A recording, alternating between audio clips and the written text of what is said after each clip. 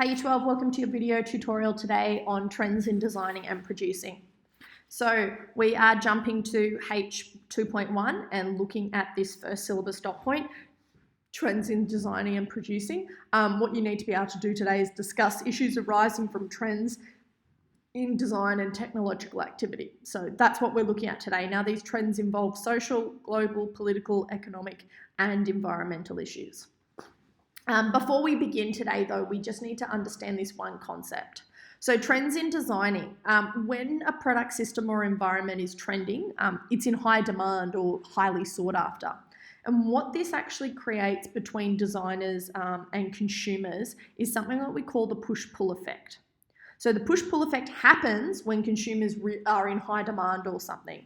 And what it means is then, designers go, oh, okay, cool. To satisfy that high demand, I'm going to produce a lot of stuff, and then the consumers buy the lots of stuff. So cultural push-pull, so depending on the society and the culture, whatever they're demanding, and immigration usually calls for patterns for demands in very specific items.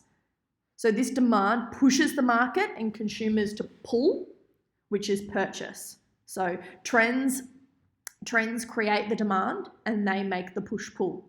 The best example I can give you for push-pull is, environmental changes or societal changes in the last 4 months around toilet paper.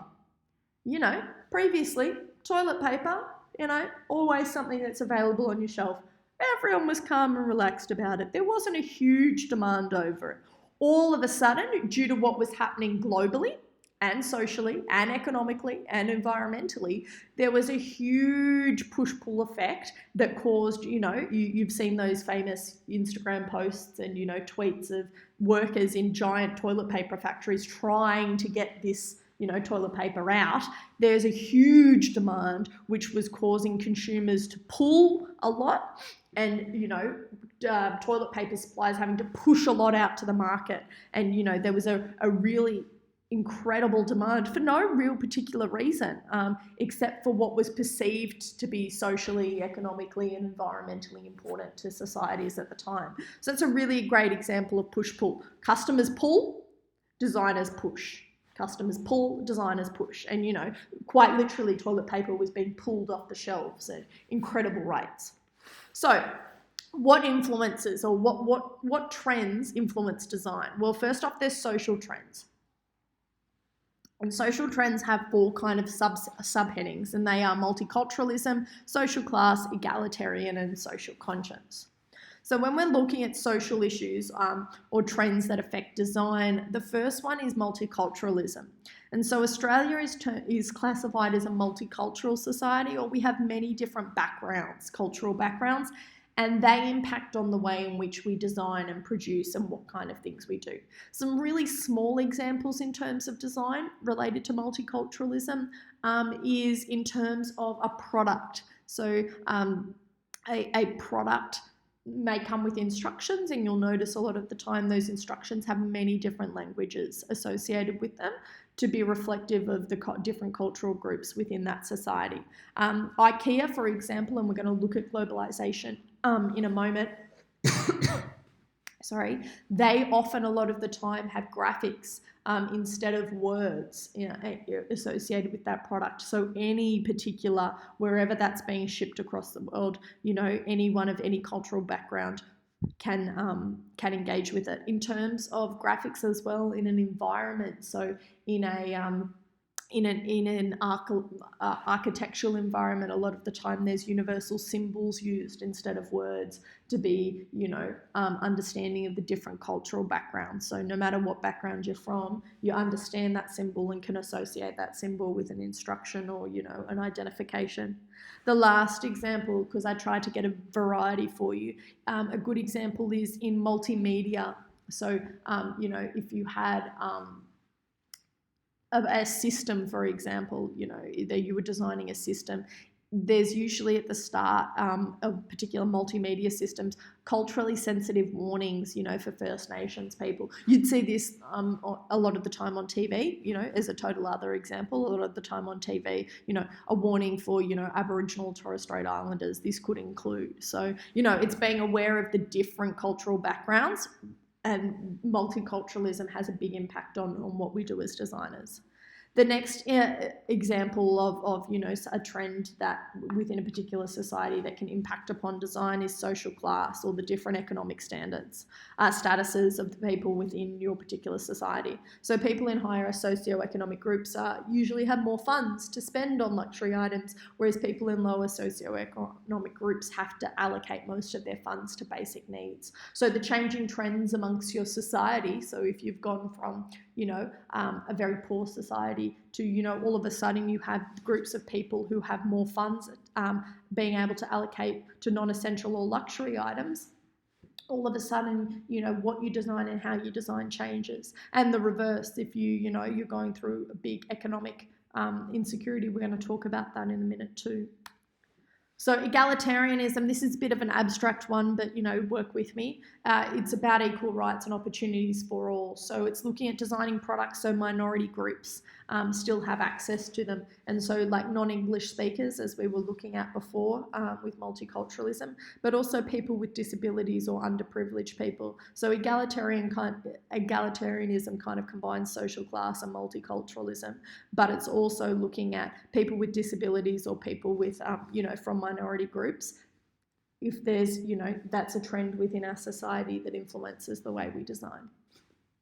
The last one is the social conscience. So it's really important to consider the values of the individuals in the society because they differ where it depending on where you are in the world. So depending on the society in which you're designing, some groups in society, have different beliefs and some have opposition to innovation such as cloning. Around the world with some traditional societies, those kind of concepts are rejected by individuals and seen as morally wrong. So it's really important that you're aware of those social issues for the society in which you're designing.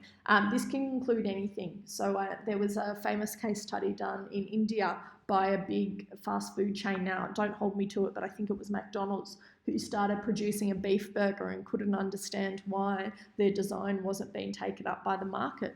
And that's because of a lack of understanding of the social conscience of the people in that particular part of the world who were majority Hindu and therefore couldn't have beef. So it's about understanding the society and what that society deems as right or wrong. And that could be, just social, or that could be religious. So globalization has a huge impact and is a huge trend and has a huge influence on the way in which we design. So the globalization, just in case you don't know what it is, it's the ongoing process of integrating economies, societies, and cultures through global networks. The easiest way I can explain globalization is the internet. So, the way in which the internet exists at this moment in time, something could happen on the other side of the world and you'll find out about it in, less than a minute. Whereas previously that wasn't the case. Whereas, that's not, globalization hasn't just affected news, it's affected huge things in terms of trade and, I know a lot of you do a bit of online shopping. You can get something sent to you from the US in, less than a week. So it's had a huge impact on design. Consumers and businesses are becoming global with online shopping and working with shipping being so speedy. And with that ease of transport, multinational companies are much, much easier to, develop. But what it means in terms of globalization, that, designers are now in competition with foreign enterprises, because as a consumer, I could just sit there and buy something online. So as a designer, it places pressure on designers to find less expensive ways of producing their design now that the market is opened up for consumers to, anywhere that your mouse can click and anywhere that ships to Australia. So globalization as a trend has had a huge effect on the way in which designers, particularly Australian designers, design their product. In terms of the political trends and the way in which it affects design.